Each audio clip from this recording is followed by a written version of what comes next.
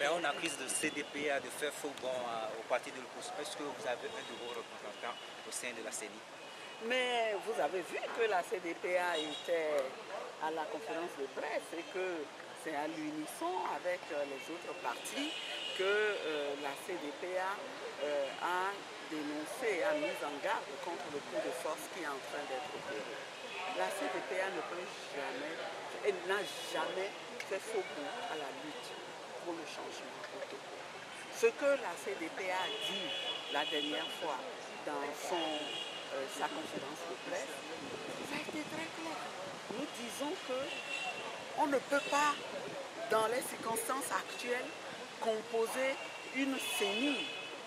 Nous prenons acte de ce qu'une candidature que nous avions déposée il y a plusieurs mois, c'est-à-dire en juin, à titre conservatoire pour tout parti responsable qui ambitionne de se présenter aux élections et de jouer un rôle dans l'organisation de cette élection, c'était normal de déposer une candidature. Mais pourquoi vous ne l'avez pas retiré loin de nous, on ne peut pas.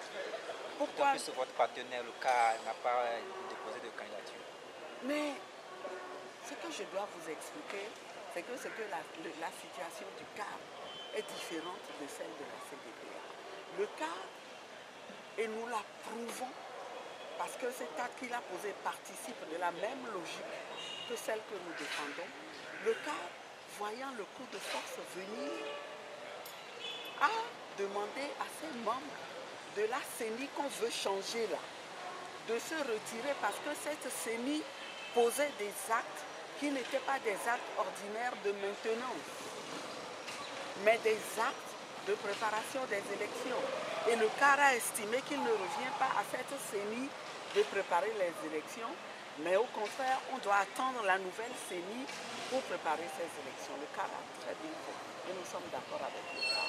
Maintenant, nous, s'agissant de la nouvelle CENI, c'est là que, entre-temps, on passe au vote à l'Assemblée nationale et qu'on élit notre membre.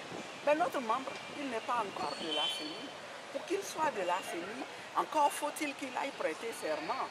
C'est pour ça que la CDP est en train de dire, attention, cet acte que vous avez posé là, nous l'avons vu, c'est juste un constat que nous faisons. Ah, vous avez procédé à des élections dans ces conditions-là, mais nous vous rappelons que ces conditions ne sont pas propices à la mise en place d'une CENI qui ne peut être que consensuelle si nous voulons que les élections servent à quelque chose dans ce pays. Donc, nous en appelons au pouvoir pour qu'il ouvre des discussions, pour qu'on parle de ce que devrait être la future CENI, qu'on se mette d'accord sur tout. Ensuite, ils pourront continuer à élire les membres. Mais si le pouvoir refuse de le faire et veut faire un coup de force avec une CENI qui est contestée par tout le monde, c'est évident que la CDPA ne participera pas à ce coup de force. Nous n'irons pas prêter serment si on demande aux membres de la CENI de venir prêter serment avant même qu'on ait eu des discussions, qu'on ait tout remis à plat. Est-ce que vous avez l'impression qu'on fait faux bon? Je compte sur vous donc pour expliquer aux populations que la CDPA ne fait pas faux bon à la lutte.